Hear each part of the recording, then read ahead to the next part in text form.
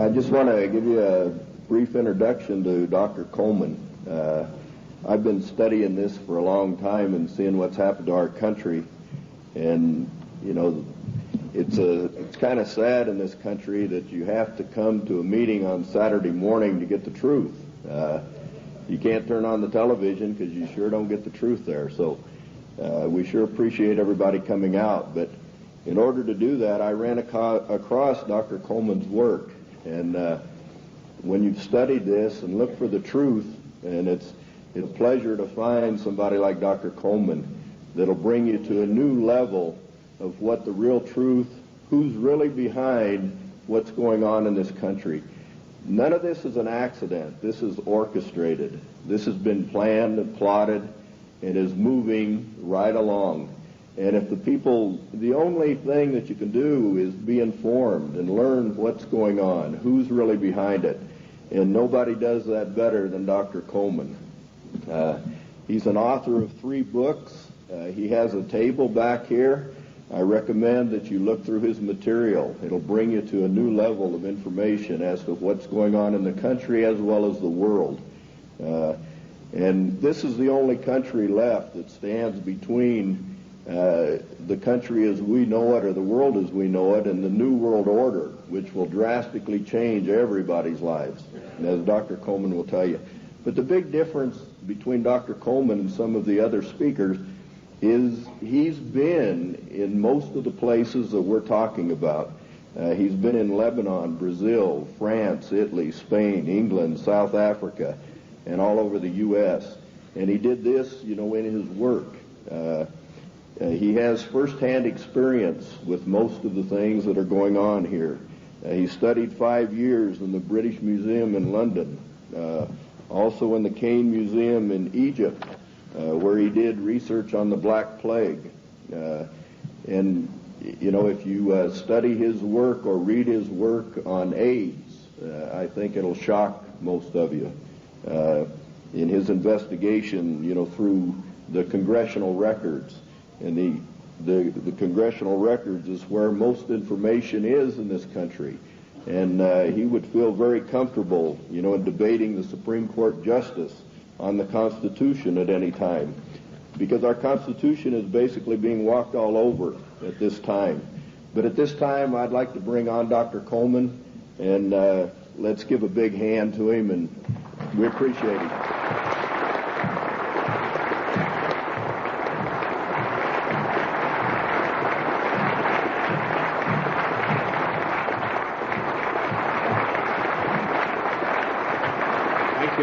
Thank you. Ladies and gentlemen, thank you for that great welcome. It's indeed a great pleasure for me to be among you here this morning. Looking at all these big fellows around the place, I feel a little small in stature, but I would remind you what Wellington told the German General Blücher at Waterloo when he rode up to inspect Wellington's troops. He saw the Scotch and the Irish Guards on the hillside. He rode through them and he turned to Wellington and said, "They're rather small, aren't they?" And Wellington said, "Yes, but they don't run away."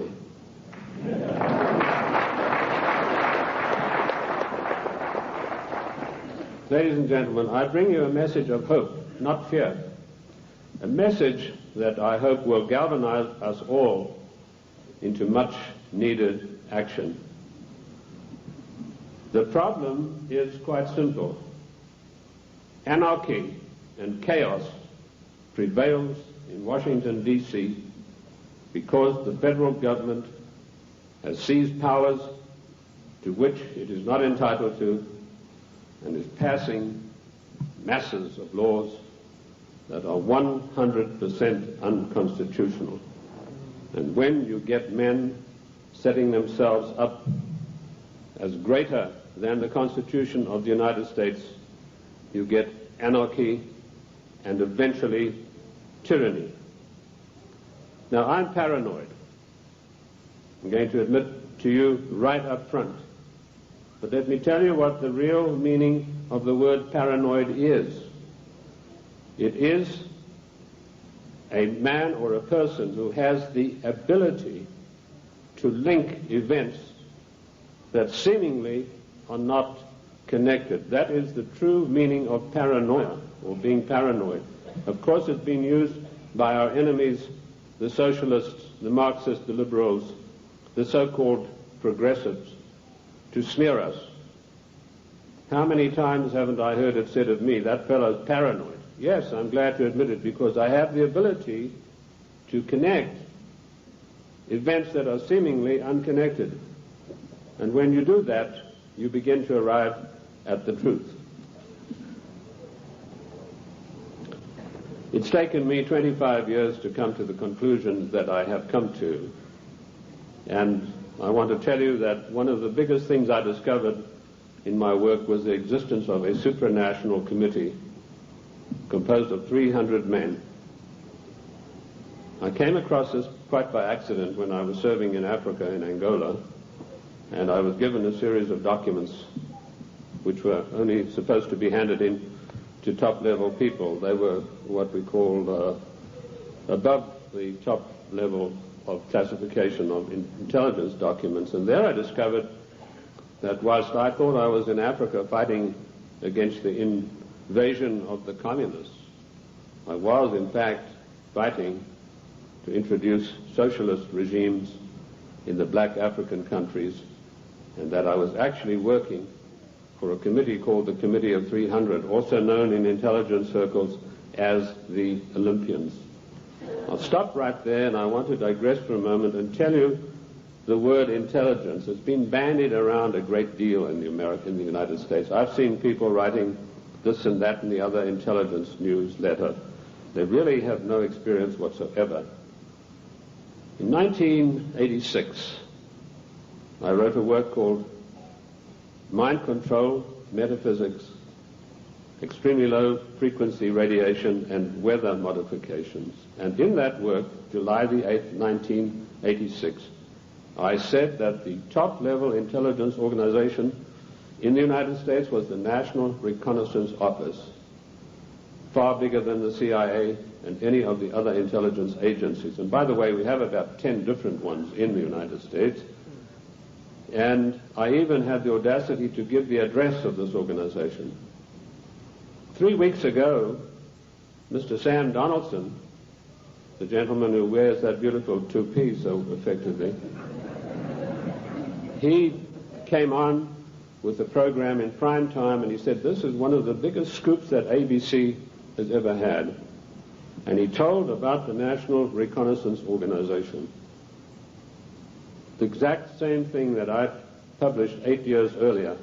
I tell you this to set the stage so that you'll understand I do have some experience and that I know that of which I speak. You know, the American people are somewhat like the Irish. I'm sure you've heard the story of the Irishman who got shipwrecked, and after many days he was washed up on an island, and as he staggered along the beach, some people came out of the trees waving spears, and he said to them, is there a government here? And they said, yes. He said, well, then I'm against it.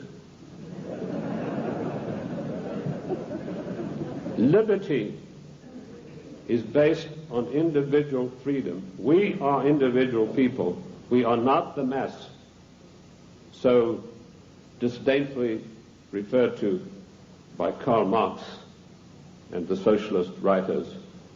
We objected to a tax of a penny a pound on tea when King George of the Venetian Party of the North, now that's probably the first time you've heard that expression. It took me 5 years of digging in the British Museum in London, which I consider to be the finest repository of knowledge in the world, to come up with that name. That was what the party of King George was called, and we'll come to the reason for that. But our colonists said, we're not going to pay this penny a pound on tea. Today, we are being driven on our knees by a tyrannical government which is imposing all sorts of taxes upon us, and worse than that, trammeling on and tramping on the Constitution of the United States of America, which is the second greatest document in the world next to the Bible. And if we could rebel against the mighty powers of King George III, the most potent force in the world at that time. Then, ladies and gentlemen, it is time that we rebelled against a federal government that is trammeling the Constitution underfoot every day of the week.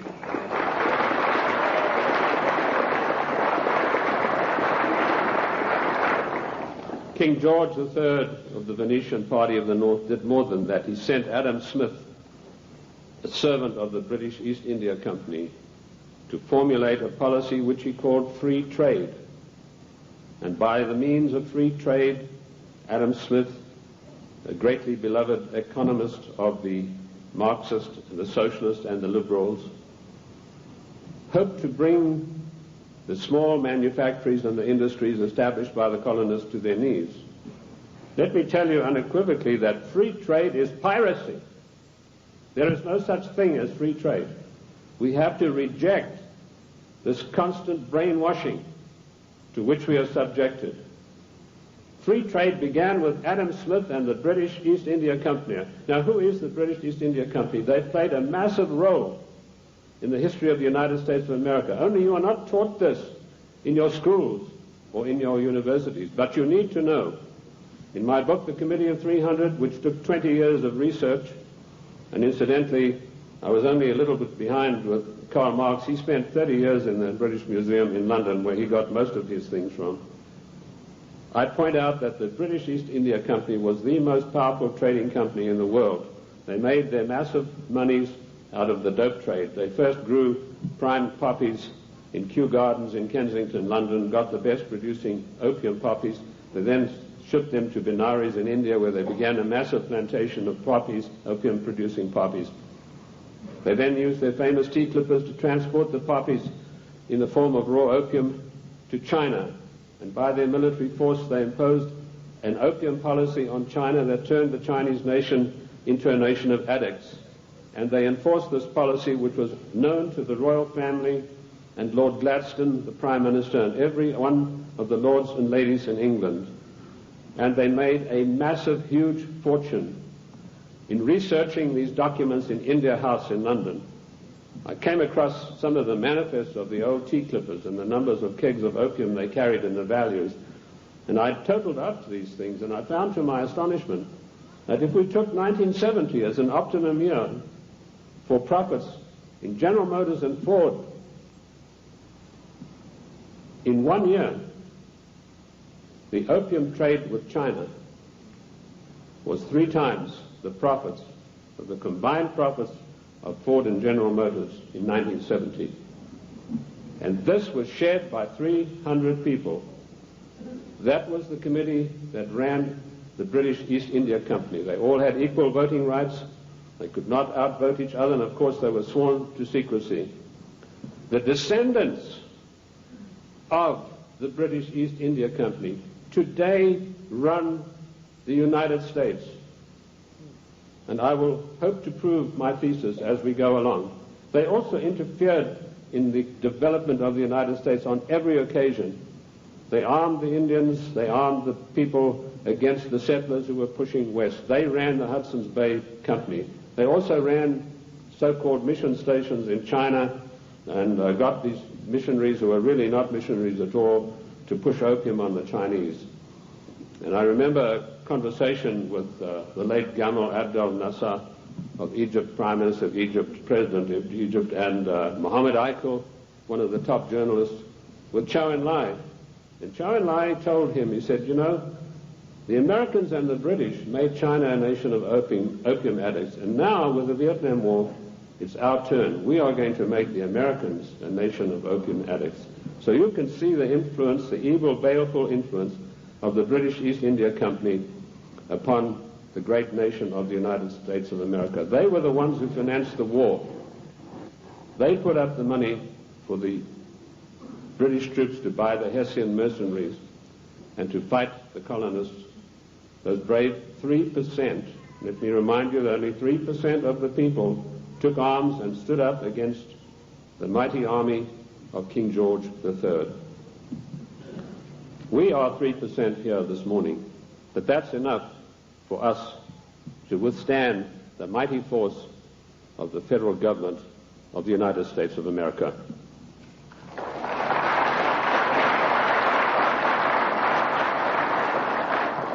These 300 men in the Committee of 300 still run the world today with an iron fist. Their wealth is untold, cannot be measured. I know, I looked at some of the records that I could find in Italy, in Rome.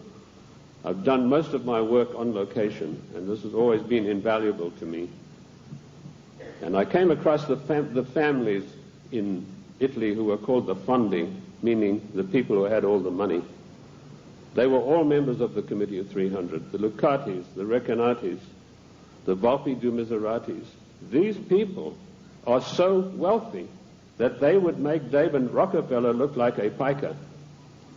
That is how rich they are. And this is the committee that runs the world. Now, in my book, The Committee of 300, I name every one of them. This is not a book that talks about they. It gives you specifics. And I must say I do the same thing in my new book, Socialism, The Road to Slavery, which was 10 years in researching. On July the 4th, 1789, George Washington told the Congress, it is necessary for us to impose tariffs to protect the manufactories of our colonies. That was the first trade barrier. Now, let us dispose for once and for all with the words that have been implanted on our minds, like isolationist, and you are for restricted trade, and you are against global trade. The United States of America did not grow great on global trade. The United States of America grew great on the hard labor of the people who lived in those days and the wise protection barriers put up by President George Washington, because immediately after the war they tried, the British, to try to down the United States through so-called free trade, which is nothing but piracy.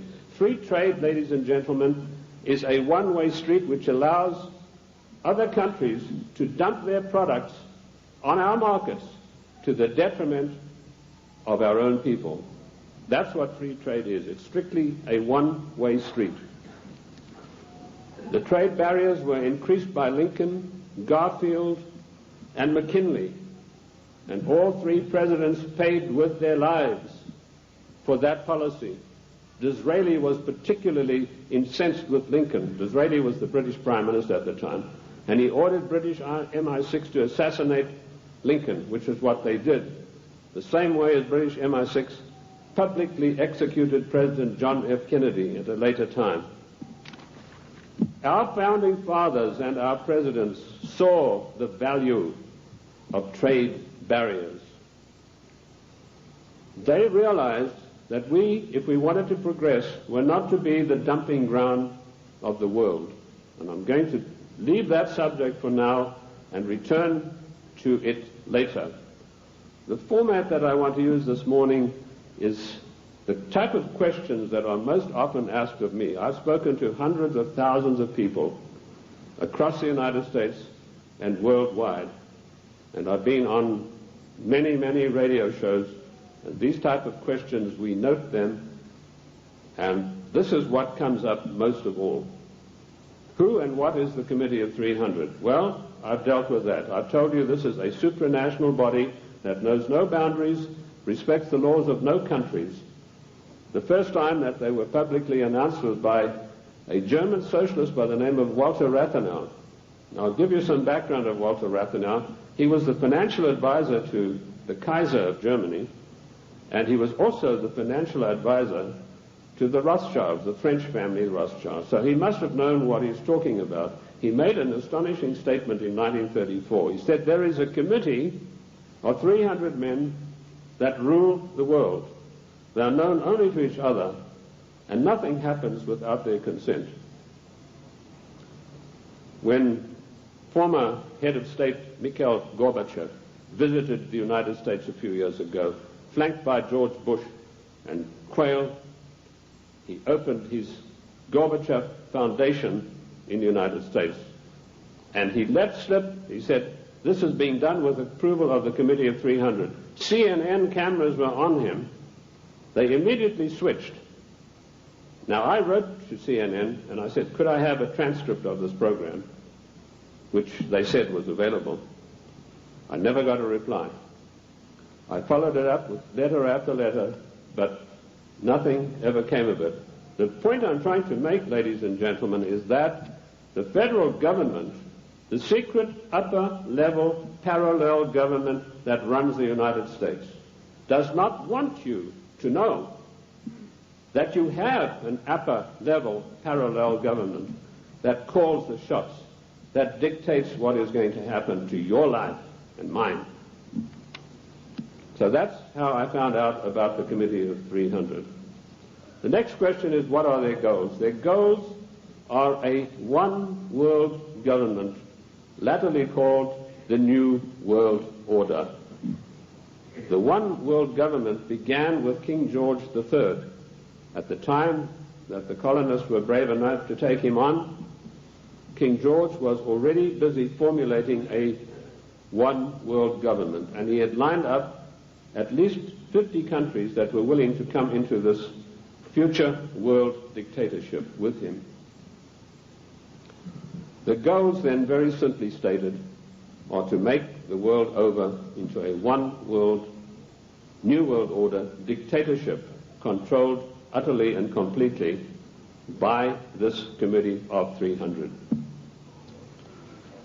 How can they possibly carry out their goals? That's the next question that I'm often asked. They do it by dint and by virtue of their fantastic wealth and the fact that they control thousands of the top banking institutions, the political organizations, insurance companies. In fact, one of the giant insurance companies, a man called me and said, do you mean to tell me that they are controlling the Metropolitan of New York? I said, the Metropolitan of New York is peanuts. He said, how can you say that? That's a giant American company. I said, well, compared with the Assicurenzi de Generali de Venezia, it's peanuts. That's the biggest insurance company in the world. They control in that organization everything that happens in the world in the insurance field comes out of Venice. That's why Venice is so important, because in Venice we have the black nobility. Now that has nothing to do with the color of the skin of the people, and I'm going to come back to them as we go along. So the goals are a one-world dictatorship of the most brutal kind, and how they carry it out is they have these interface banks, insurance companies, mining conglomerates, every conceivable control in politics, including the Democrat Party of the United States, which is, of course, since 1980 behind closed doors at a secret caucus in Washington, D.C. The Democrat hierarchy took on the goals of the old Socialist Party USA, i.e. based upon the Communist Manifesto of 1848. If you have a copy of my book, and I'm not pushing it, but in my book, The Committee of 300, I list every one of their huge, gigantic corporations, how they interface. And this, ladies and gentlemen, is an eye-opener, because it gets right down to the nitty-gritty of your everyday life in the cities and towns across the United States. So they carry out their goals through existing organizations. And also, of course, they have built up some special organizations of their own. When I first started writing in America, when I came here in 1969, I revealed the existence of an organization called the Royal Institute for International Affairs, which is located at Chatham House in 10 St. James Square in London. I also revealed the existence of the Club of Rome, the Cini Foundation, the Mont Pelerin Society, the Order of St. John, which was known but not known. And I listed all of these secret societies that run the world as executive arms of the Committee of 300. So it controls the world through all of these.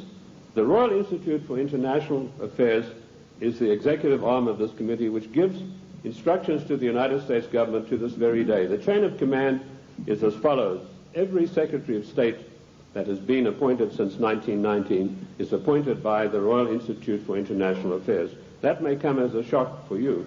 You think you vote and you put a conservative in the White House, and then he appoints supposedly or allegedly conservative people to carry out the policies that you wanted him to implement. Surprise, surprise. I ask you to find me a conservative Secretary of State since 1919. And if you search diligently and apply the correct rules, you will come up blank. Every one of the Secretaries of State was chosen in London by the Secretary of State, as was Wilson, the President Wilson, as was Roosevelt, as was James Earl Carter. He was specially chosen because he'd had 3 mental breakdowns, and they felt he would be a good guy to manipulate.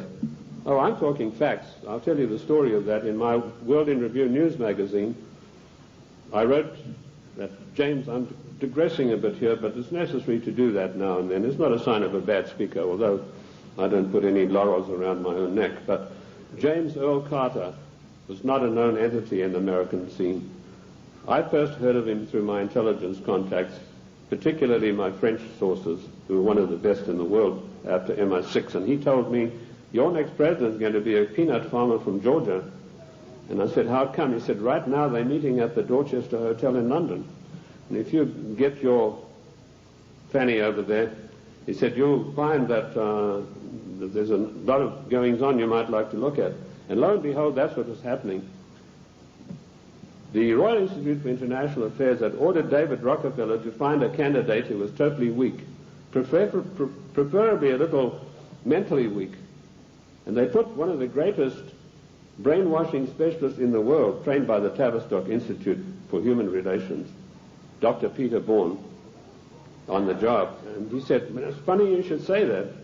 One of my patients is a guy from Georgia, James Earl Carter, and this guy can't take rejection, and he's been to me 3 times for a nervous breakdown. So they hiked Carter over to London and feted him at the Dorchester Hotel, which is a very ritzy place. And they feted him and wined and dined him, and the next thing we saw, Time, Newsweek, every newspaper in the country, James Earl Carter. Now we, in our little magazine, World in Review, we told those of our subscribers, this man is your next president.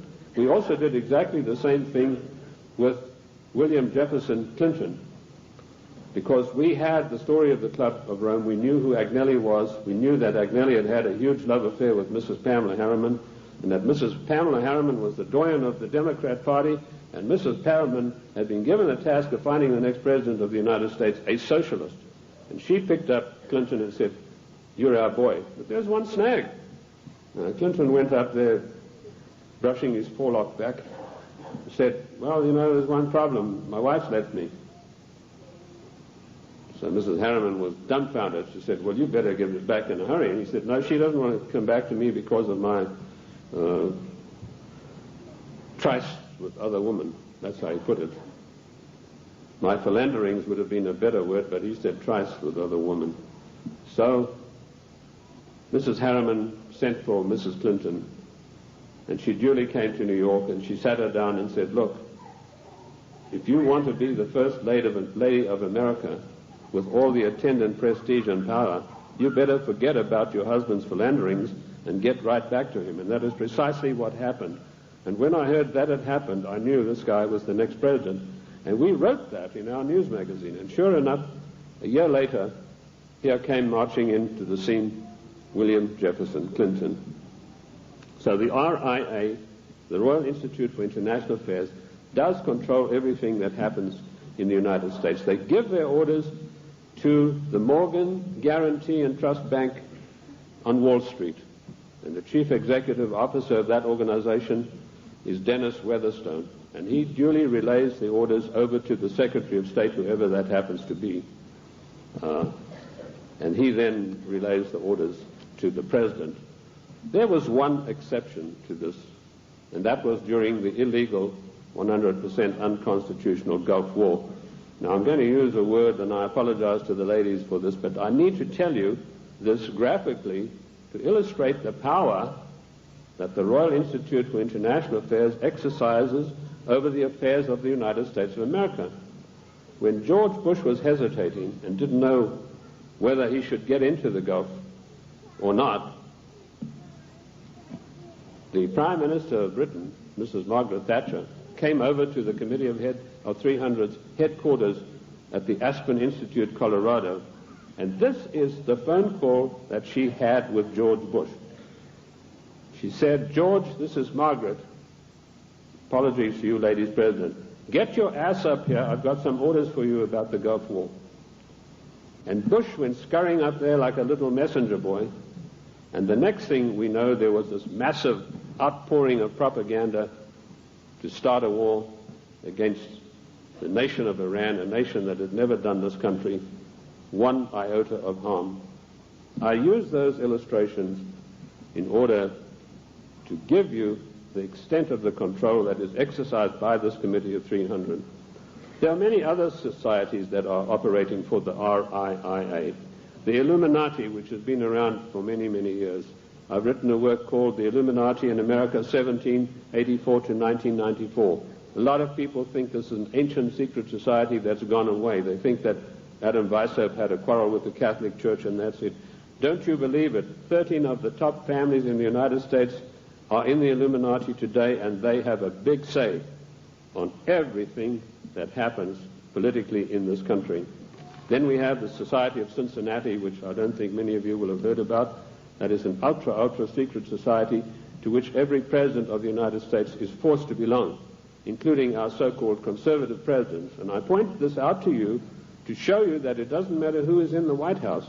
This Committee of 300, through the Royal Institute for International Affairs, through the Council on Foreign Relations, exercises complete control. But their strongest arm is called the Club of Rome. Now, when I first heard of the Club of Rome in 1969, I immediately began my investigation. And as Ken told you, all of my investigations have been done on location. Every one of them.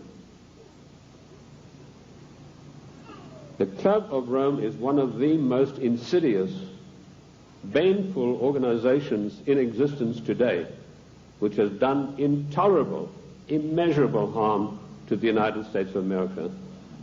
This Committee of 300 told a man called Aurelio Pecchi to form this Club of Rome with the main object of bringing down the industries and the agricultural development of the United States. He immediately wrote a paper in which he said there are too many people on the earth and that the United States, with its industrial development, its agricultural development, is responsible for this curse of overpopulation. And he picked up the documentation for his work from Lord Bertrand Russell, a senior statesman of the Committee of 300. And Lord Bertrand Russell had written a work called The Impact of Science on Society. And if you can ever secure a copy of that book, which I doubt you'll be able to get, you will see in there that he said the world is grossly overpopulated and we have to get rid of at least half of the world's population, and it doesn't matter how we do it. So the Club of Rome was instituted and organized to start an attack on the world's population using the United States as the whipping boy. And they came up with a paper called the Zero Growth Post-Industrial Plan for Industry and Agriculture for the United States of America. 3 days after that plan was accepted as official United States policy by James Earl Carter, I was able to, through my intelligence people, get a copy of this insidious document. Basically what it said was that the middle class in the United States of America had to be destroyed because in the coming push to a world order, the middle class would be the stumbling block because history had shown that the peasant class in ancient days, when they had revolted, were just easily crushed. There was no resistance. But now had grown a new super class of people in the United States called the middle class, who had long-term employment, who had job security, who were well paid, who could afford to buy the products that were made by the United States and didn't need to buy products from China or anywhere else.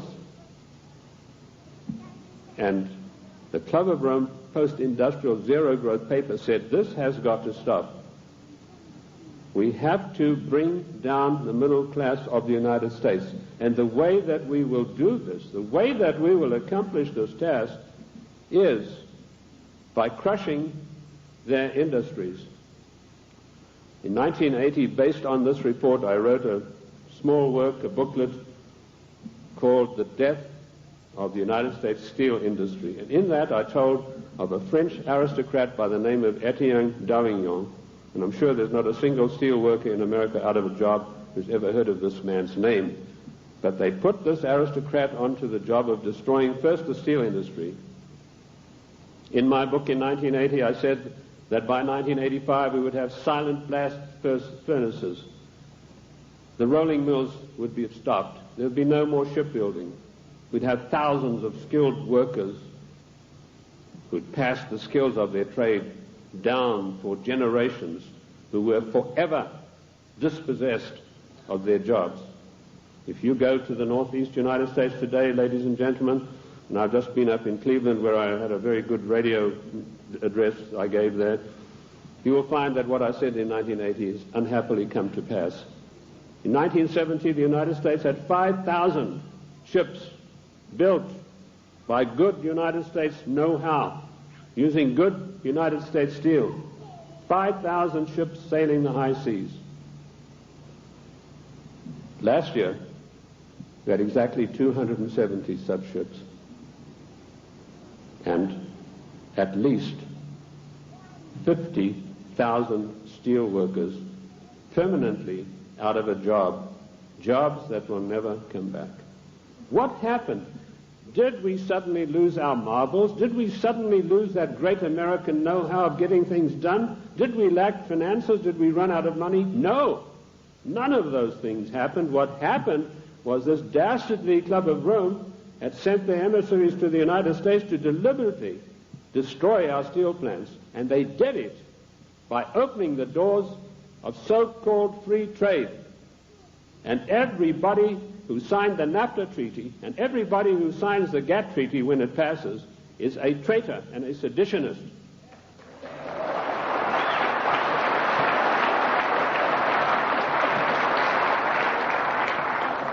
Our mighty steel industry is destroyed. Our shipyards are silent. Our skilled workers are permanently without a job. And if you don't believe me, get the report of the Club of Rome. You know, when I came out in 1969 with my report on the Club of Rome, nobody had ever heard of it. And people, when they got it, said, "Oh, this guy's paranoid. There's no such organization. It's probably something to do with the Catholic Church."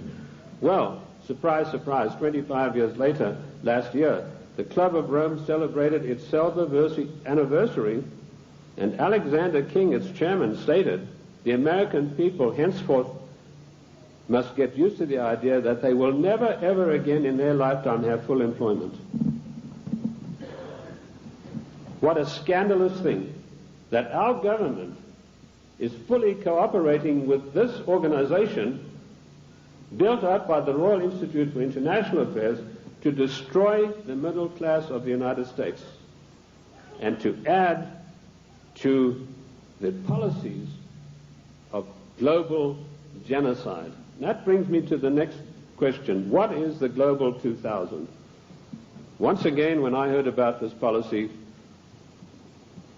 it was 3 days after it had been accepted by the United States government as its official policy. And the Global 2000 was a blueprint for mass genocide produced by the Club of Rome.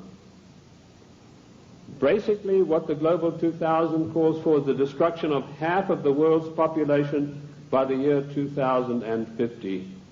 Hence the title 2000. They built a case based on Bertrand Russell and H.G. Wells' findings that the world was going to be overpopulated, would be a terrible place to live in. That was picked up by a fellow called Robert Strange McNamara, and a stranger individual you're not likely to meet in this world. And this Miller had a conference of all the leading bankers about 12 years ago, and he said the biggest menace facing the world today is the American middle class and overpopulation. He linked the two together. And he said, by the year 2050, this is the state of the world. All of these unfed, unwashed people, no jobs. He said, do we want to live in a world like that? So the Global 2000 was a genocidal plan to take care of the people of the United States who don't have any jobs and who, like Alexander King said, are never going to get their jobs back, and the masses of people in other nations. That is why we had the sudden appearance of AIDS. When I was in the service, I was told there's a CAB experiment, that's chemical and bacteriological warfare experiment, going on in Sierra Leone, in Africa. That's a remote corner of Africa, West Africa, just above Liberia. If you look at your map, your atlas, and you'll see where it's located. Why Liberia? Extremely hard country to get to. You have to fly from London. That's the only way you can get there. You land on an island, and then you've got to take a ferry across to the mainland. And, of course, all people taking the ferry are heavily scrutinized. And I managed to work my way. I was told the Americans were doing the CAB experiment. I managed to work my way to within striking distance of a small mission station. And what I discovered was that these blacks were coming in from the bush to this mission station with broken arms or an ulcer on the leg or something like that. And they were ostensibly being treated there, but they were dead by the evening. What was actually going on was that a laboratory had been set up using Lassa fever virus. Now, at that time, Lassa fever was one of 4 viruses that could jump the human-animal barrier. And it was a deadly virus. They were trying to create a virus that could be mass-produced and it could be sent out through the World Health Organization to get rid of millions of people in the world. But the Lassa fever virus proved uncontrollable. It killed 3 scientists who were working there. So the orders came from Washington, burn the place to the ground, and that's exactly what they did within a radius of 100 miles. They bottled up some of these viruses they'd been experimenting with and took them back to the Centers for Disease Control in Atlanta. There they began again, but again they escaped and killed 3 more scientists. So they incinerated the whole laboratory, sealed it off and incinerated. The same experiments are now going on in Harvard University right now. But they're not using the Lassa fever virus. That has proved to be too tough for them to handle. Instead, the United States government gave millions of dollars to the United States military chemical and bacteriological warfare establishment at Fort Detrick, and they began experimenting with the AIDS virus. I knew about the AIDS 3 years before the word ever came out in the world, in the United States particularly, because of my field work in Sierra Leone. The British government used their Porton-Down CAB facility. It's easier to get into the Bank of England vaults than to get into Porton-Down. All the deadliest viruses in the world are being crafted there, in pursuance of the goal, the Global 2000, to decimate the world. Shortly after this experiment had finished at Fort Detrick, the World Health Organization started a massive vaccination campaign. They said, for once and for all, we're going to wipe out the scourge of smallpox. They chose Africa and Brazil, launched a massive vaccination campaign. Immediately, AIDS began to appear. Thousands and thousands of people began dying of the strange new virus, which the World Health Organization then said had come from the bite of a green monkey. They forgot to tell you the green monkey's been there for centuries, and he'd been biting people, if he ever did, for centuries, but no disease of that nature had ever occurred. The World Health Organization deliberately took this virus, which was crafted from a series of animal viruses, including Mediavisna sheep, which destroys the brain, which is why you find AIDS patients get dementia probably first before any of the other AIDS-related complex diseases appear. And they began vaccinating innocent people on a massive scale, and they began dying like flies. Why Africa and why Brazil? Because those 2 countries had the biggest black population in the world. And I want to tell the black people of the United States of America, do not trust the Democrat Party. Do not trust government. Do not believe that government is your friend. To you, to them you are dispensable, the same way as we are. Millions of people died. I went through Uganda on an inspection tour, and I saw whole areas decimated where previously there had been small towns and villages. There was not a living soul in sight. And that is going on today. The AIDS epidemic is completely out of hand. It swept the world. It's been swept under the carpet in the United States of America. We were told that this is a disease which is passed by homosexuals. True enough, but that's not the primary cause of it. This is a crafted virus that was spread throughout the world to decimate the population. Coming behind them, and we reported this about 2 years ago in our World in Review news magazine, is the Vibro 19 cholera virus, the deadly killer. You get this cholera in the morning. If it's not immediately treated with massive doses of expensive antibiotics, you'll be dead in a day and a half. This epidemic swept India, carrying away millions of people. I don't know if you've heard of it in the press. I doubt it. Behind that is a deadly strain of malaria, and some of our forces in Somalia contracted this disease. A strain of malaria which acts almost like the HIV virus. It attacks the human immune system. And behind that, the Black Plague. Now, you've had some experience with Black Plague recently. Experiments were conducted in this area and in California with the Black Plague, distributing them, these plague viruses, to definitive areas by means of enfolded scalar waves using extremely low-frequency radiation, which was a warfare technique developed in 1934 by the great Soviet virologist V.A. Gertchev. This is not Buck Rogers stuff, ladies and gentlemen. This is today's deadly truth. So some of the Indian reservations were targeted, and all of a sudden they began dying of Black Plague. And then we were told, well, the harvest mouse droppings are responsible. Well, the harvest mouse has been doing his droppings for centuries, but none of them got the Black Plague before that. But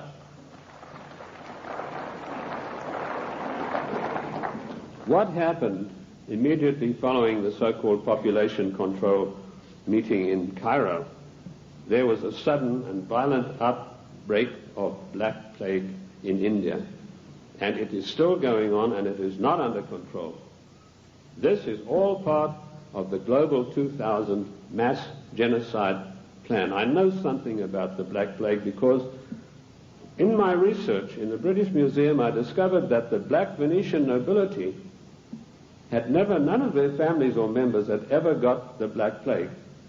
Yet the Black Plague, as you know, swept through Europe and killed half of the population of Europe. But none of their families ever got it. So I began seeking for the answers, and I found them in the Cairo Museum.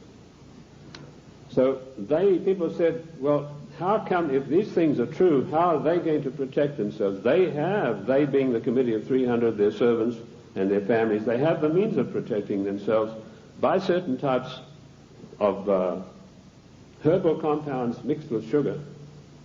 And they also have, of course, the protection of extremely low-frequency radiation, where using the technology developed by the great virologist Gertchev, who proved that every living thing on this earth has a vibratory cycle, and he was able to measure the vibratory cycle of various deadly viruses, and by vibrating them double their cycle, he would kill them instantly. So that's one of the defensive weapons that these people have got that will kill the plague if they ever get it. The same technique, of course, will kill cancer cells. But the medical profession, run by the Rockefeller family, who own all the pharmaceutical companies, do not want you to know this, because when you go in for the doctor, he's going to write you a prescription for a chemical drug. There's no chemical drug benefit out of extremely low-frequency radiation vibration. No profit to these people. So that's the Global 2000. Decimate the world's population, and particularly hit hard the United States middle class. How are they financing all of this stuff? They're financing it through the Fondi, who I mentioned to you earlier, the Venetian black nobility. Now, why are they called the black nobility? They're called that because of the vileness and the evilness of their deeds. These families date back to the 11th centuries, the Locatis, the Recanatis. They were called, and the Guelphs, by the way, I'll come to them, they're particularly interesting. They were called that because of the evilness of their deeds. They made Lucrezia Borgia look like a Sunday school teacher. They had so much money, which is the outcome of the drug trade, the years of investing, the years of gaining control of every mining, mineral, gold, oil, natural resource of the world, that they can afford to finance these things. So the black nobility are the ancient aristocrats of Venice and Genoa, and they called that because of the nature of their deeds. The black Guelphs were one of the worst of them. Now, interesting enough, the Queen of England, Queen Elizabeth II, is a Guelph. She's not a Windsor. This was a title that was evolved in 1935 by her father to put researchers off the track.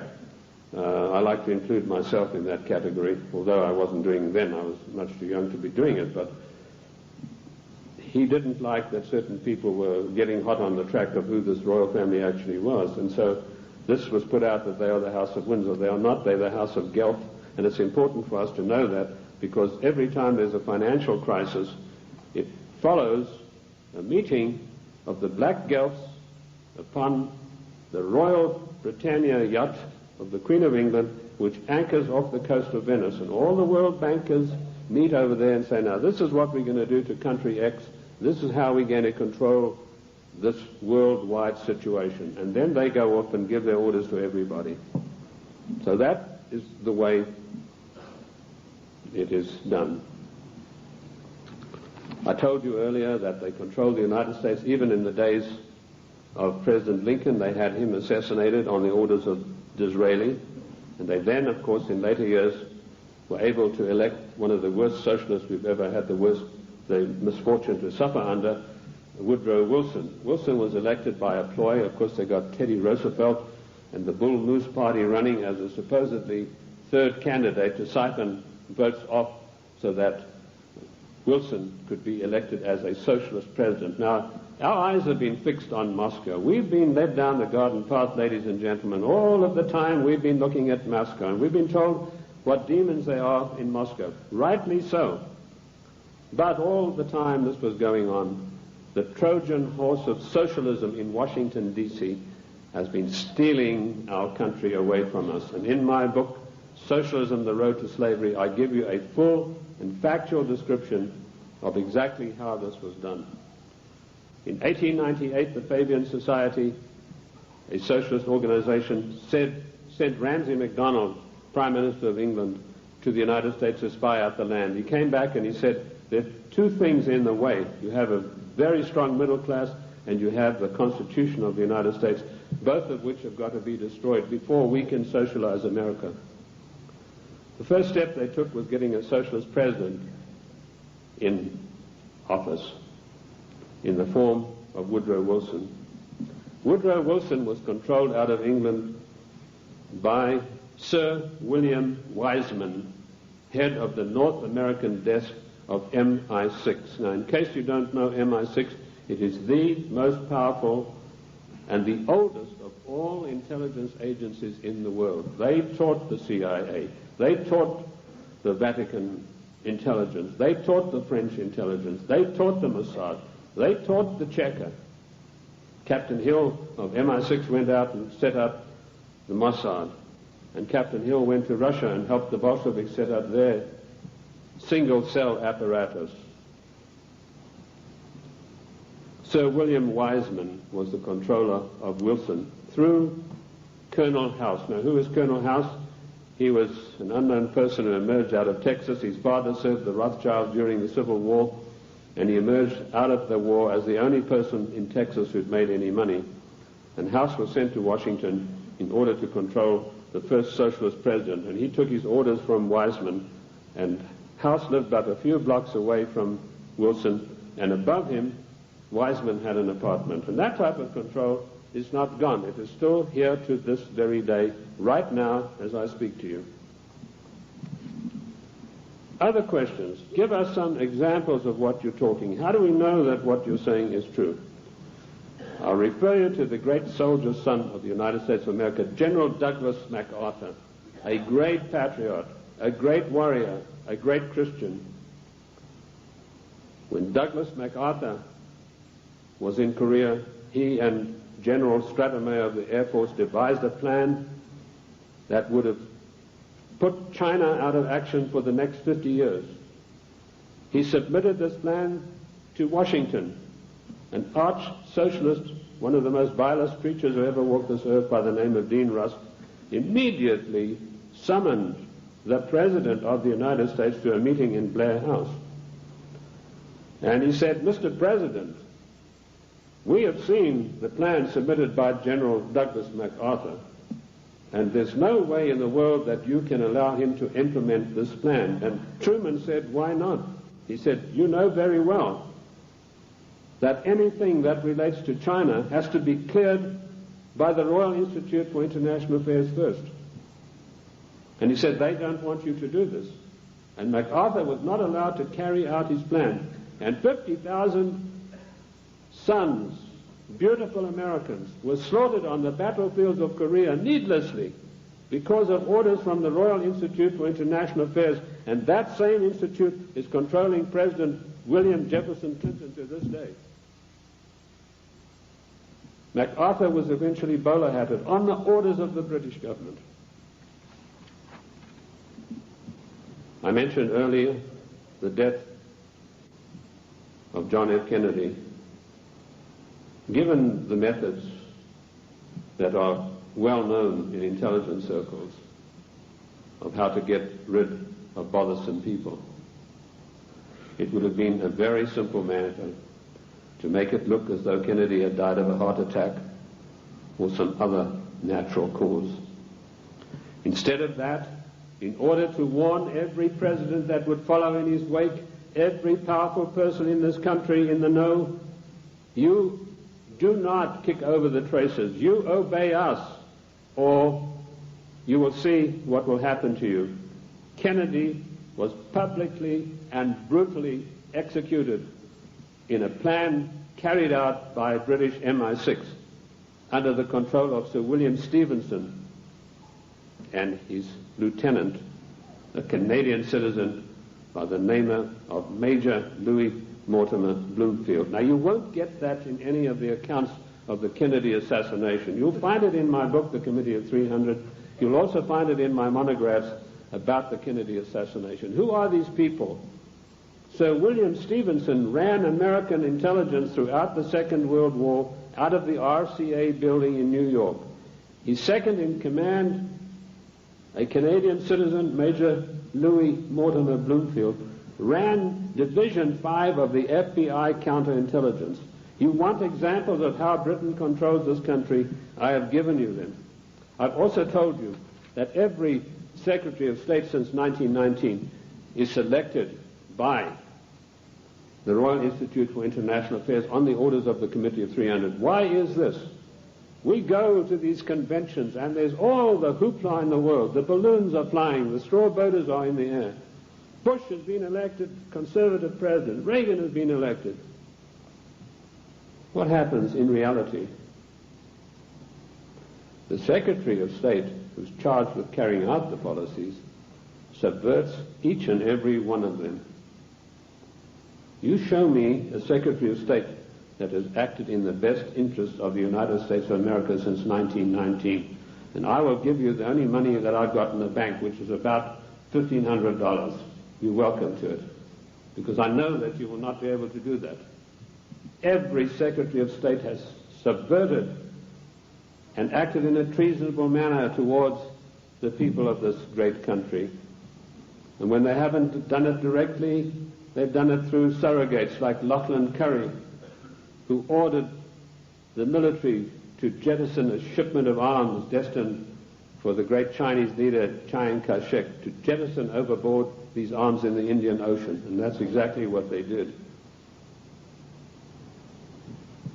We think that we elect our presidents. Ladies and gentlemen, we do not elect our presidents. They are selected for us long before we'd even heard of them. And I've given you two examples this morning of how this is done. The 300 office at Aspen keeps a tight control over every political event that takes place in this country. And it was this office, through Margaret Thatcher, that ordered President Bush to violate the Constitution of the United States of America and to violate his own personal oath to uphold the laws of the United States by sending our troops to the Gulf War against Iraq, a nation that had never done us any harm. And we did it by the dirtiest of dirtiest tricks. We got the daughter of one of the Al-Shabaab clan, there are over 400 of these people, and these are the most degenerate, disgusting people that you'd ever come across. The ruler has 140 wives. He doesn't have them all at the same time. When he gets tired of one, he says, I divorce thee 3 times, and she's gone. When the Iraqi troops came in there and they turned it over to the Red Cross in Geneva, 140 marriage certificates. This is the man that your sons and your daughters are propping up today in Kuwait in a most illegal manner, in violation of the Constitution of the United States of America. And Bush did a Texas two-step around the Constitution. He did not get the mandatory declaration of war. I'm not a lawyer, but I've studied the annals of Congress, the congressional globes, and the congressional records for 25 years. And in those pages will be found more wisdom, more in-depth information about the Constitution than you'll ever get from any law school. Anyway, most of the law schools have professors far to the left of Marx, and they don't know anything much about the Constitution. I talked to a few people, one lawyer in Congress, I said, what do you know about the Constitution? Well, I got one semester of law when I was at law school, and in that was something about the Constitution. Our Constitution is not even taught in the United States school system. Isn't that an utter shame and a resounding disgrace? Bush said the troops...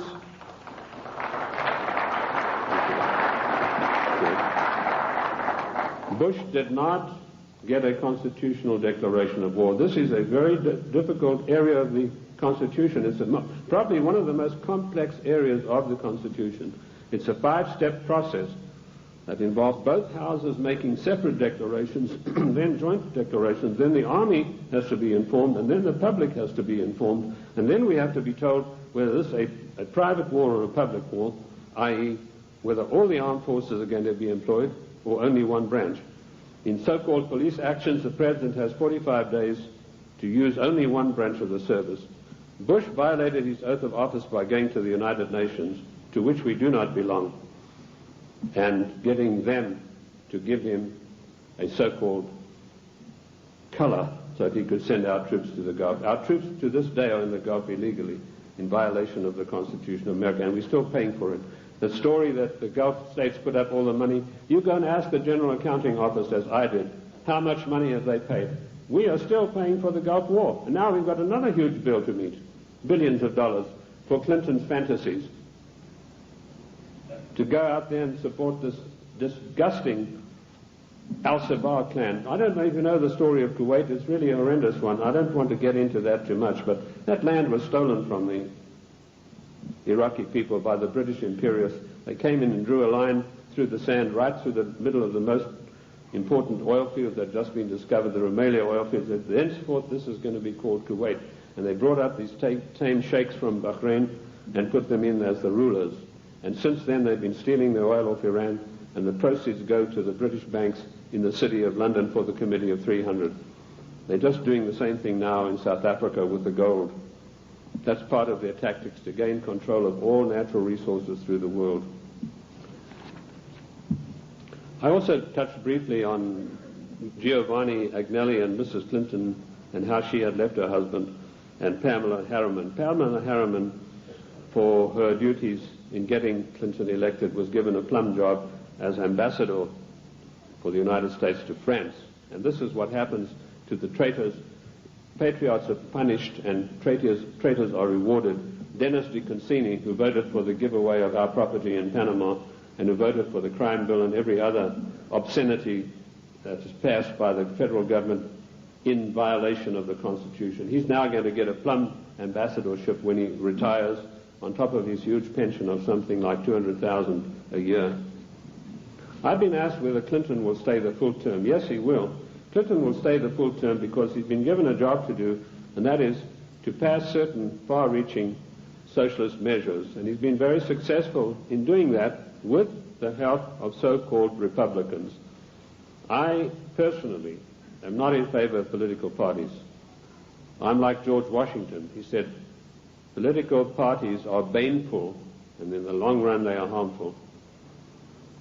What happened in NAFTA?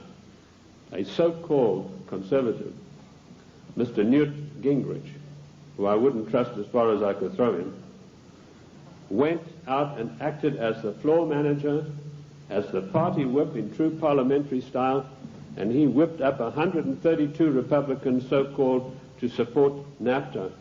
And no doubt he will do the same thing with this dreadful GATT treaty, which is coming up in a vote in the lame duck session. So he's going to run, and I'll let you into some information which I just got a few days ago from French intelligence.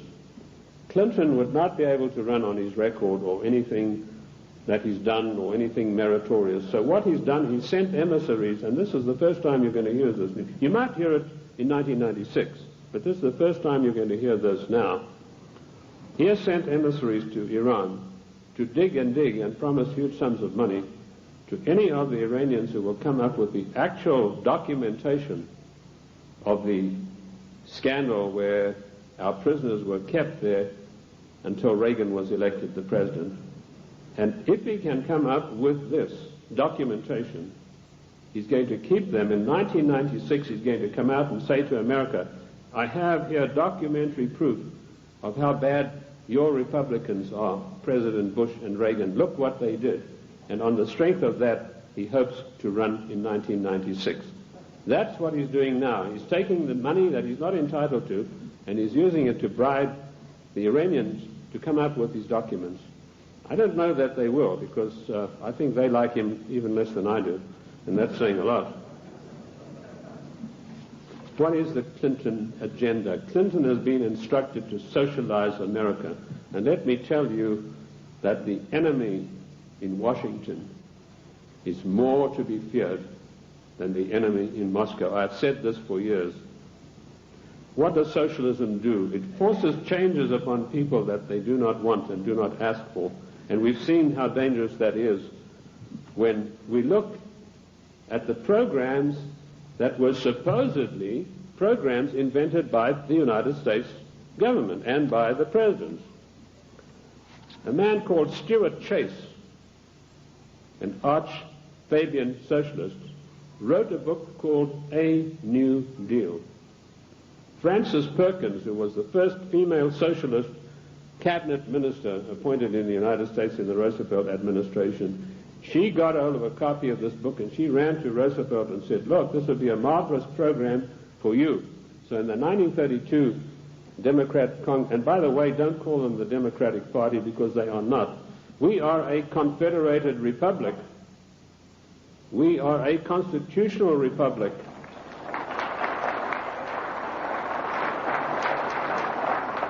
In a confederated constitutional republic, you cannot have a Democratic Party. You can have a Democrat Party, and that's what we should start calling them. But she ran up, and Roosevelt was so enamored with this deal that in 1932 they hastily changed their platform, and he came out and announced his New Deal, which is a verbatim, word-for-word program taken from Stuart Chase's book, Socialism, A New Deal. Then when Kennedy came along, he adopted as a wonderful new program called The New Frontier. That just happened to be a book written by Henry Wallace, another Fabian socialist writer. Word for word, The New Frontier was co-opted as Kennedy's program. Then when Johnson came along, he came out and started talking about the Great Society. Now, what was the Great Society program? It was another Fabian socialist book written by another fellow called Graham Wallace, no relation to the first Wallace, name spelled differently. So here we have three presidents of the United States following an outright course of socializing the United States of America. And of course, every president, including Reagan and Bush, has continued along those lines. And what do we have? Our Social Security. That was called the Beveridge Plan. In 1942, when Britain had its back to the wall, was losing hands down to the German armies in France, they needed something to buck up the population. So Sir William Beveridge came along with this plan. He said, we're going to abolish poverty in Great Britain. and they've started this beverage plan, which is the basis of our socialist social security plan. Note, I said socialist social security plan. That's how we got it. It was co-opted directly from the beverage plan, very eagerly embraced by Roosevelt. Socialism is a failure. Lenin was once asked, what is socialism? And he said, socialism, he said, no, sorry, I got the story wrong. He was asked, what is communism? And he said, communism is socialism in a hurry. And we have creeping socialism in this country today, which has nowhere to go but to communism in the New World Order, one world government. That is the direction that William Jefferson Clinton is pushing this country as hard as he can go. And GATT is an integral part of that. The socialist policies of England failed miserably. They got the great Professor Harold Lasky of the London School of Economics. I once was asked to give a talk there, and it was me against 600 hostile left-wing students. And I had a pretty torrid time of it to start with, but in the end I did get a very good hearing from them. But that same Professor Lasky was sent to the United States to see how the Constitution could be got around. And he said, there's one good way we have to do it. We have to break down this provision that says there's no transfer of powers between the three branches. And we have that happening every day. We have Clinton calling himself the Commander-in-Chief, which he's not. I sent a fax to Colonel Oliver North the other day, in which I explained in detail what the Constitution has to say about the Commander-in-Chief. I hope he was able to use it. He said that Clinton is not the Commander-in-Chief, but he was saying it for the wrong reasons, for personal reasons. The Constitution is perfectly clear on this. It says that the President shall not be the Commander-in-Chief until such times as called into actual service by the Congress. And in my studies I came across this proviso that could only happen after a careful 5-step declaration of war mandated by the Constitution. And that is the sum and substance of the President's war-making powers. Unfortunately for us, during the time of the Civil War, Lincoln got the Congress to give him the power of habeas corpus, which is a privilege, by the way, not a right. And he was able to do things that were monstrous, which would never have been done.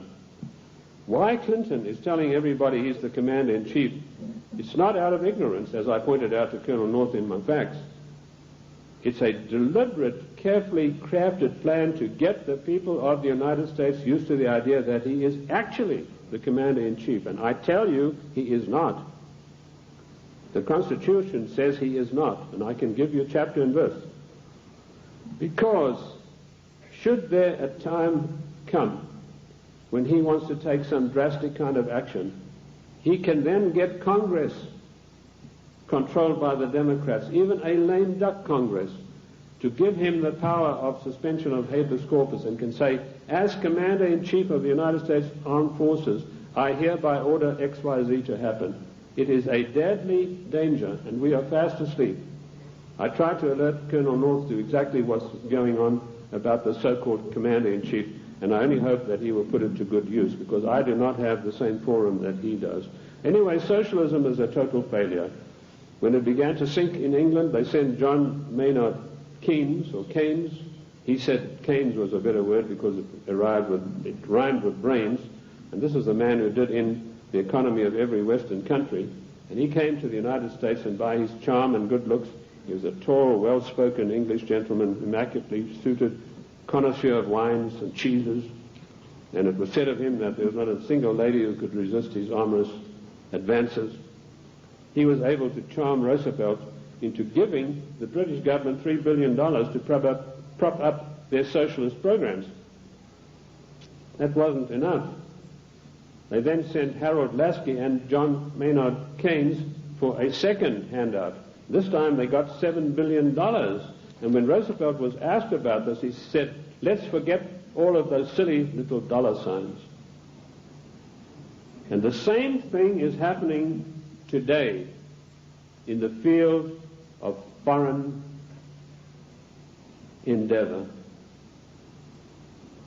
We find a president giving away billions of dollars in foreign aid, which he is not entitled to do. I have searched the congressional records, the congressional globes, the annals of Congress, to find out if there is an empowerment for the federal government, our Congress, to dish out billions of dollars every year like a Santa Claus to foreign nations. And I could not find it anywhere. And where the Constitution is silent on a provision, it means it is a prohibition of that provision. What I did find was that when President Monroe was trying to get us involved in Latin America, he tried to get some money sent down there. And the Congress stood on its hind legs and said, this is a matter that's out of your purview. This is a matter for the Congress, and we deny you foreign aid because it's not constitutional. And that is what set Monroe at variance with the Congress. If you know his history, he spent his entire life fighting the Congress over that issue. Nothing has changed. The Constitution of the United States is immutable. I violently disagree with Justice Ginsburg, who says the Constitution is flexible. The Constitution is not flexible. Our founding fathers meant it to be an immutable document that would stand the test of the ages of time and foil people like William Jefferson Clinton and Roosevelt and every other dictator that is going to follow, unless we stand up and take back our states' rights.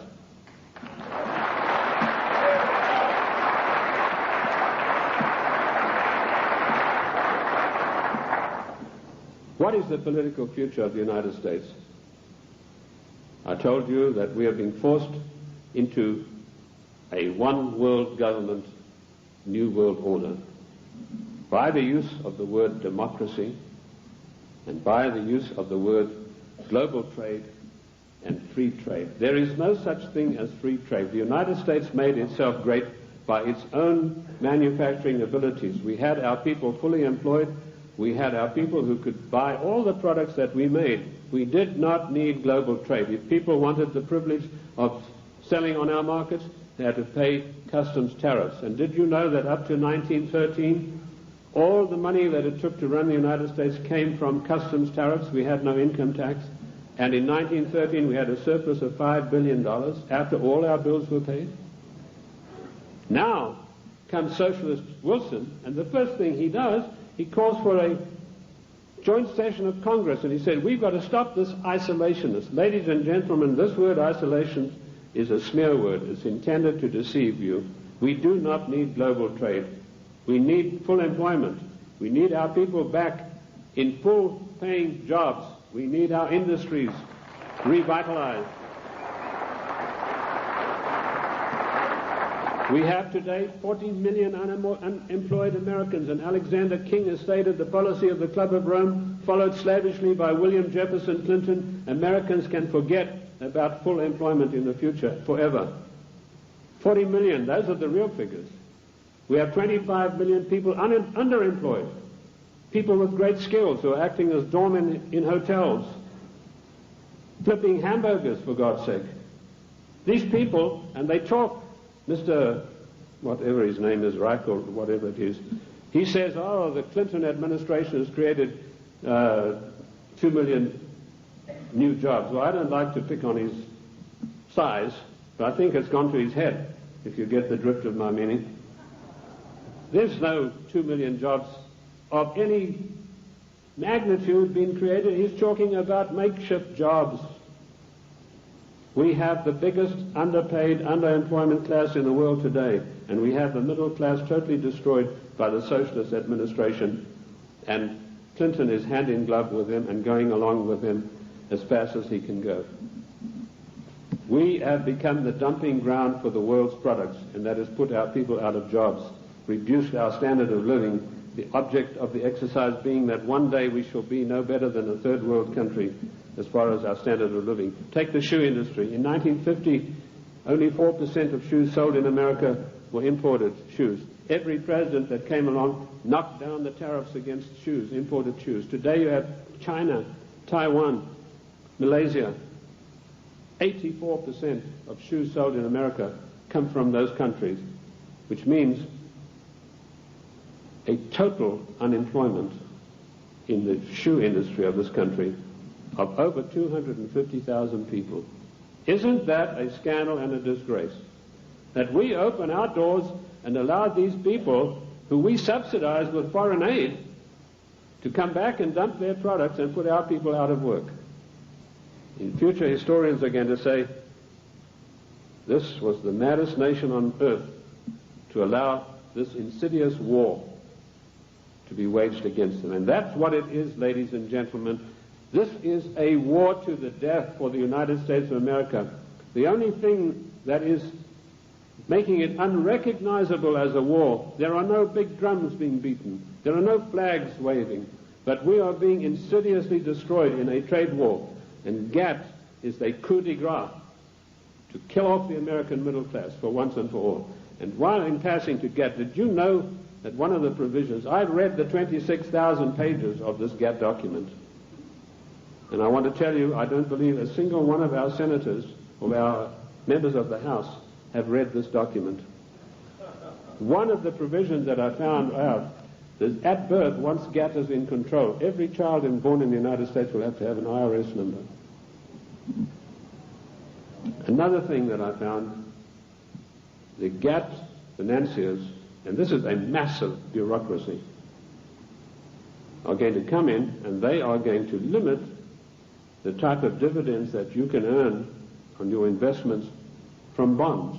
What happened? Immediately this news broke, the gnomes of the bond market took their money and they fled to Basel, Switzerland, and they put all their money in the Bank of International Settlements in gold, Swiss francs, and that's why you have the attack on the dollar going on today. This is a war to the death against the people of the United States. The Committee of 300 wants to reduce us through socialism into a nation no better than the third world countries. Look at this insidious GATT treaty. Do you know that the United States, the mighty United States, has one vote, the same as Kenya or Haiti? And we are going to pay 7/10 of the huge bill. And this organization is going to supplant the laws of this country. One of the provisions of the WTO is that their board will be able to go in and demand of individual states that they change their laws and take us to the courts if we don't do it. Where is the president who said he would uphold and protect the individual states and their rights to a republican form of government?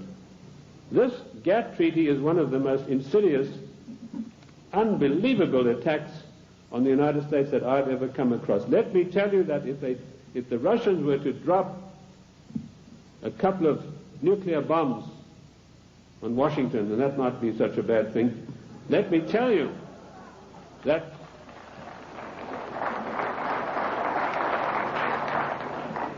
they could never hope to do the damage that GATT is going to do. Ladies and gentlemen, you have to marshal every one of your resources. This GATT treaty has got to be fully debated. Once before, twice before, we were forced by the one world government, new world order into far-reaching situations that affected the national life and the character of our people without a national debate. The first one was the so-called United Nations question mark treaty. In 1946, this treaty was forced through the Senate by an exercise of arbitrary power. Arbitrary power is forbidden by the Constitution. Yet you have Comrade Dictator Mitchell, the leader of the Senate, saying he's going to allow about 2 days to debate GATT, which is 26,000 pages of documents. That is an exercise of arbitrary power. If we had any men of guts in the Senate, so-called conservatives, they would walk out en masse and say, we are not taking part in this effort to denigrate and destroy the Constitution of the United States of America.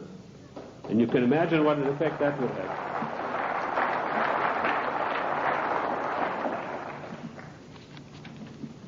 GATT will be allowed to be debated for 2 days, 26,000 pages, and some of the most insidious things that you've ever seen are in this document, and they all, every one of them, say GATT shall override all the laws of the United States. The President and our senators and our House members are supposed to uphold the law of the United States. If they sign GATT, they're guilty of sedition and treason. Period. That's it.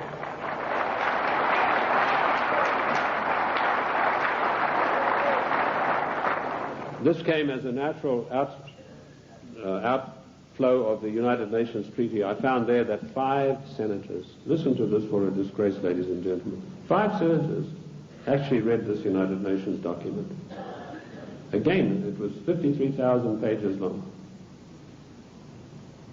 5 senators, and they had 3 days to read this document, and it was then rammed down the people of the United States. I want to tell you that we do not belong to the United Nations. One of the greatest constitutional scholars it was ever my great pleasure to speak with was the late Senator Sam Ervin, who told me there's no way under the noonday sun that we could ever have joined in the United Nations. We did not join the United Nations, and we do not belong to it now. I've written a little work called Is the United States a Member of the United Nations? And you'll find in there I give you chapter and verse constitutionally why we cannot be. 1965 we had another national calamity without a national debate. The Democrats reformed immigration. Now notice, every time some far-reaching thing happens, then the socialists come along with the reform. It's to reform health, which, by the way, Lenin said a national health plan is the arch of socialism. So now you know where Clinton got his national health program from. He took it straight out of the Communist Manifesto of 1848. They were not satisfied with immigration as it was. The bulk of the people came from those who were related to the Jeffersons, the George Washingtons, the Davy Crockett's. They were not satisfied with that. Without a national debate, without asking the people of this country by your leave, the Democrats in 1965 forced through an Immigration Reform Act that totally changed the face of the United States and will totally change us. And one of the architects of that was the same Dean Rusk, the swine who stopped MacArthur from bombing the Chinese back to the Stone Age, and, of course, Nicholas Katzenbach. I want to give you some statistics. Now, people have accused me, they said, you are a racist. First of all, the word racist is a very modern smear word. If you look in the dictionaries in 1919 onwards, it did not exist. What they really mean to say is you are a racialist, i.e. a person who's proud of your race. I'm not saying this against any group, any nationality. I want to show you how the socialists, without our permission, without a national agenda, without a national debate, will change the face of the United States. In 1984, the people from traditional immigration stock made up 74% of the total population. By the year 2080, less than 100 years from now, we will make up 39.5% of the population. And it goes on. The Hispanics were 9.4 in 1980, they'll be 15.4. The Asians, 2.4, will be 13.3 of the population. In other words, the traditional Americans of the Davy Crockett, George Washington, the people Monroe said would make a real contribution to America, will be in the distinct minority. And this is thanks to the Democrat Party, who in 1965, without by your leave of the people, changed the rules. And now they've got us blindsided by concentrating on illegal immigration. Illegal immigration is nothing. That's a small problem. The legal immigration that was authorized in 1965 without your permission, that's where the big problem lies. These statistics were provided to me by a man called Lee Bouvier, who was one of the leading advisors to a former INS official. And of course we know that abortion is another way in which the population is being diminished.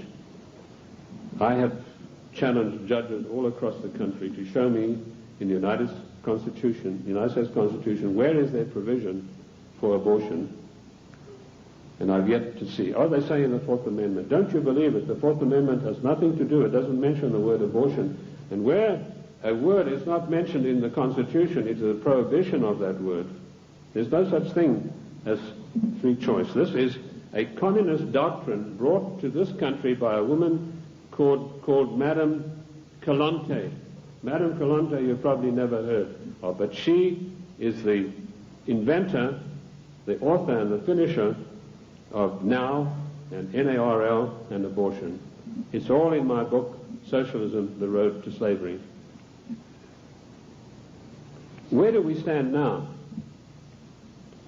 I told you that we're in danger because the separation of powers mandated by the Constitution are being broken up every day. You now have the idiocy of Clinton having line item veto. That means if he doesn't like something, he can go and veto just that line that he doesn't like. That is breaking down the separation of powers forbidden by the Constitution. Also meddling in trade. The President has no right to be meddling in any treaty whatsoever. That is strictly for the House according to the Constitution of the United States. And I dealt with the Commander-in-Chief situation already. We need to understand the seriousness of the Commander-in-Chief. Lincoln said that if we allow this title, he said, we are then putting presidents where kings stood. And he said one of the most hated powers of kings was their ability to make war at any whim that came to their mind. And if we do not stop this Commander-in-Chief nonsense with Clinton, that's where we're going to find ourselves. We are already there with Haiti, and we are already there with our troops being sent to Kuwait. I want to tell you that the cost of the Middle East peace so far, to you, the American taxpayers, is $38 billion, and the clock is still running. Jordan was given $4 billion to sign this treaty. The other nations have been guaranteed credits and all sorts of things that will bring up the total to $38 billion for this so-called peace accord in the Middle East to come about. Of course, it's doomed to failure, but that doesn't matter. In the meantime, it makes the President of the United States look good. We need to understand something. I told you today there's anarchy and chaos in Washington. That is because the United States government is a government of strictly limited empowerment. It cannot just willy-nilly go making bills. For a measure to be introduced into the House, it has to be in consonance with or in pursuance of something already in the Constitution. If it is not, it is unconstitutional. And I've looked at 3,000 bills passed in recent years, and every one of them are unconstitutional because they were new things that some lighter-than-air incendiary fairy-head liberal said, well, I'm going to introduce this into the Congress. I'm going to have this law passed, like Dinah Swinstein's 19 assault rifles banned. There's no thing in the Constitution that would allow her to do that. Specifically, the 10th Amendment is very, very precise, and I can quote you 54 instances where this is mentioned in the Annals of Congress, the Congressional Records and Globes.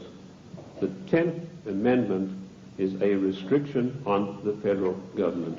Our founding fathers were very frightened to give unlimited powers to the federal government. Daniel Webster said we must cage them like a lion, must not give them unlimited powers. It is a government of limited powers, but particularly the 18 amendments. And just to make sure that the federal government would understand this, in the 18th Amendment, there's a little title that's very important. It says they can only do things that are necessary and proper. And I want to ask you, is rushing our troops off to Kuwait to protect the income of the decadent Al-Sabah family, whose money goes to the Royal Institute of International Affairs banks in London, is that necessary and proper for the United States to be doing? We don't get any benefit out of that. No.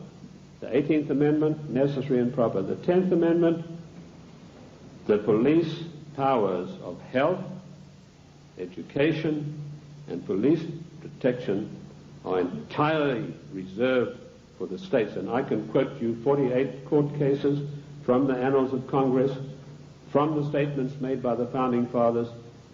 Those powers were never surrendered to the federal government. Therefore, the federal government has no business interfering in health matters, national health plan, no business interfering in crime bills, that's a matter for the states, and no business interfering particularly with the Second Amendment. I was in New York the other day on a radio program, and a very irritated, angry lady said she was a professor of law from Columbia. She came in on the program and she said, "You don't know what you're talking about." She said, it's not a right to bear arms. I told her exactly what was what. And she said, well, if that's true, then voting is a right. I said, no, voting has never been a right. The only rights and the only civil rights we got are found in the Fifth Amendment. And that's all. Forget the 1868 Act. That was done when the United States, the southern states, were under occupation. They were occupied countries. Forget Nicholas Katzenbach's 1964 Civil Rights Act. The only civil rights we've got are those contained in the Fifth Amendment. And health, education, and police powers belong to the states. Mrs. Swinstein has no right passing a bill classifying 19 types of assault weapons. What is an assault weapon anyway? Any gun is an assault weapon. That's what you use guns for. You use it to shoot people or animals or protect yourself. Any gun is an assault weapon. A knife is an assault weapon. You know, now they have this poor, almost idiot Brady running around the country. They're using him shamefully to push for gun control. This man doesn't know whether he's Arthur or Martha at the moment. This is not an issue of gun control. This is an assault on the Constitution of the United States of America in total. You cannot take one part of the Constitution and attack it and exclude the others. And this is what it is. It is an attack upon the Constitution of the United States of America. We need to understand about GATT. I'd like to go back to that a little bit. Michael Carpenter, the Attorney General of Maine, and 46 other Attorney Generals of the states wrote a letter to Clinton last July, and they asked him, please, Mr. President, let us have a national conference of all Attorneys General of the states on this matter.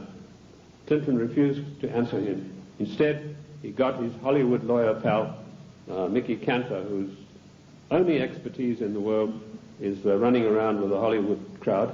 He's a Hollywood lawyer. And suddenly, Clinton puts him in charge of trade. Trade wars, GATT, is piracy. It will destroy the livelihood of the people of this nation. What is the situation facing us right now? There's an attack on the dollar. The gnomes of the bond market are fleeing. I've written a work called The Economic Implosion, Year of Crisis, 1995, in which I predict the collapse of our economic system as we know it today in pursuance of the GATT Treaty. One of the things I know for a fact that this will be an implosion, i.e.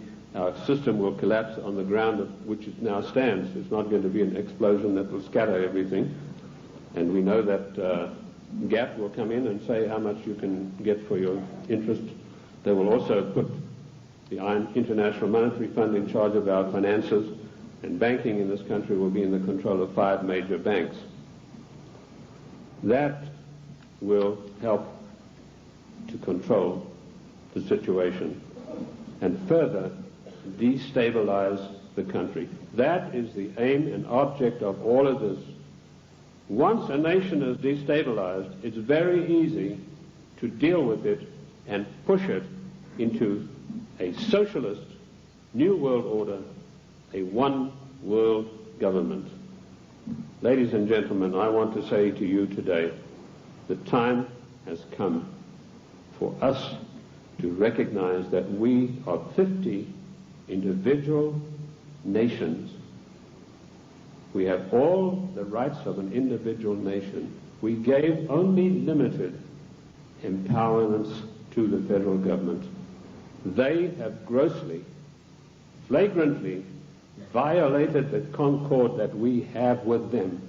Therefore, we, the masters, have the right to go to Washington and tell them, the servants, henceforth, this concordat is severed, unless we understand from today all of these unconstitutional measures will be rolled back and a new system will come into being. The Federal Reserve Bank, that private enterprise bank, will be put out of business.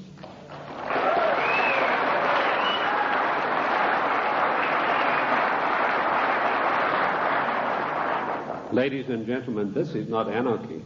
This is the God-given right of each of the 50 nations, of which the state of New Mexico is an individual nation.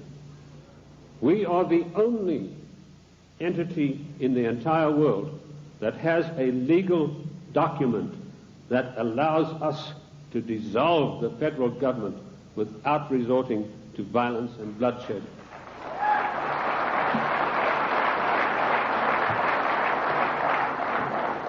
Ladies and gentlemen, I can tell you from my own experience that I have seen a rising tide in this country in the last 5 years. And I say to you today, in my closing remarks, let us catch the wave. My own plan is to form an organization, a foundation, if I can get people with money to back me, where I will teach what I've learned from the Constitution, what I've gleaned from the annals of Congress, the Congressional Globes, and the Congressional, to maybe 100 educators, lawyers, if you will, other people who are interested. Teach them what I know, which is enough for them to confound the Chief Justice of the Supreme Court of the United States, not to mention those fairy heads we have in the House and Senate. They, in turn, will spread across the land, teaching others, and they in turn will teach others until we have a grassroots movement that is spread across this nation of people who really know, not just to recite the Constitution, but know all of the provisions, the ins and outs, the nuts and bolts, who, when somebody like Mitchell says, we're going to give 2 days for this gap treaty to be debated, 1 million people will demand and tell him that you, sir, are exercising arbitrary power and you shall not be allowed to do this, and quote the Constitution. We could do that with every one of these unconstitutional measures. It is the federal government that is creating anarchy, not we, the people. Thank you, ladies and gentlemen. Thank you. Thank you. Thank you. Thank you. Thank you.